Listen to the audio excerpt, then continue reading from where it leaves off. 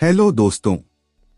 Los Angeles के बीचों बीच एक रहस्यमय जगह है ला ब्रे। यहाँ से वैज्ञानिकों ने 4000 से ज्यादा डायर वुल्फ के कंकाल निकाले हैं, लेकिन सवाल ये है, क्यों इतने सारे डायर वुल्फ एक ही जगह पर मरे। कहानी कुछ यूं शुरू होती है। एक विशाल मैमथ टार में फंस जाता है। टार एक तरह का गाढ़ा, चिपचिपा, काला पदार्थ होता है। ये प्राकृतिक रूप से जमीन के नीचे से रिसकर बाहर आता है। उसकी चीखें पूरे जंगल में गूंजती हैं। डायर वुल्फ का झुंड उसे कमजोर समझकर हमला करता है, लेकिन जैसे ही वे शिकार पर झपटते हैं, उनके पैर भी चिपचिपे टार में फंस जाते हैं।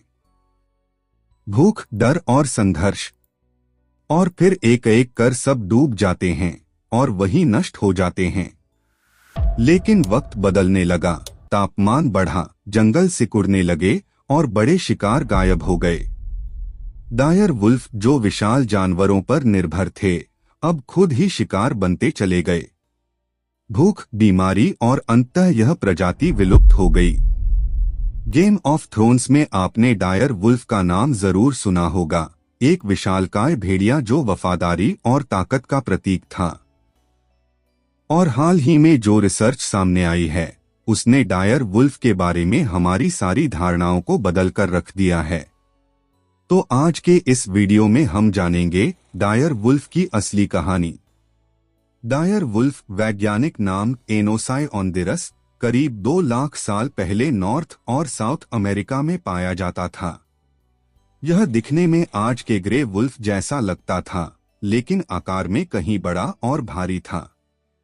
डायर वुल्फ का वजन लगभग 70 से 100 किलोग्राम तक होता था और इसका शरीर ताकतवर जबड़े और मोटी हड्डियों के लिए अनुकूलित था। सबसे ज्यादा डायर वुल्फ के अवशेष लॉस एंजलिस के ला ब्रे टार पिट्स से मिले हैं। ये एक ऐसी जगह है जहां जानवर चिपचिपे टार में फंसकर मर जाते थे और इसी वजह से उनके कंकाल आज भी सुरक्षित हैं।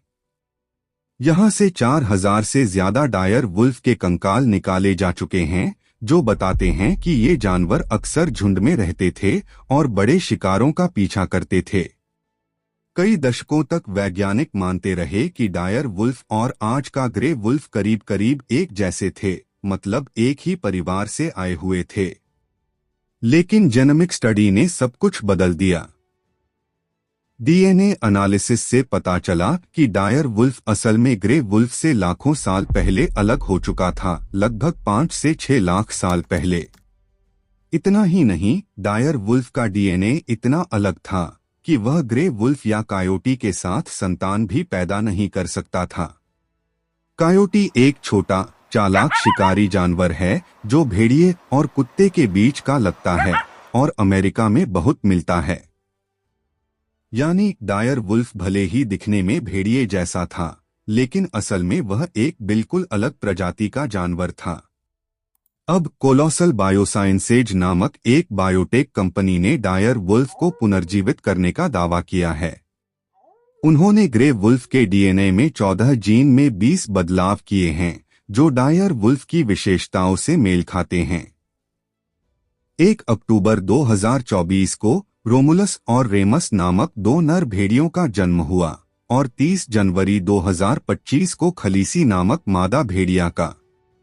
ये तीनों एक सुरक्षित संरक्षित क्षेत्र में रह रहे हैं।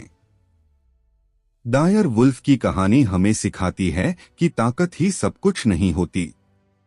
सबसे महत्वपूर्ण है बदलाव के साथ खुद को ढालना। अगर कोई प्रजाति अपने माहौल के हिसाब से अपने आप को जल्दी नहीं बदलती, तो चाहे वो कितनी भी ताकतवर क्यों न हो, प्रकृति उसे बाहर का रास्ता दिखा देती है।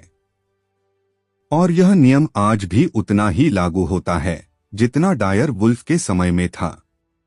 कोलोसल बायोसाइंसेज अब वुली मैमथ और अन्य विलुप्त प्रजातियों को पुनर्जीवित करने की योजना बना रही है। लेकिन सवाल उठता है, क्या हमें अतीत को फिर से जीवित करना चाहिए? डायर वुल्फ की वापसी विज्ञान की एक अद्भुत उपलब्धि है, लेकिन इसके साथ ही यह हमें हमारे नैतिक और पर्यावरणीय दायित्वों की याद भी दिलाती है। अगर आपको यह डॉक्यूमेंट्री पसंद आती है तो आप इस पर अपने दोस्तों के साथ शेयर कीजिए। धन्यवाद।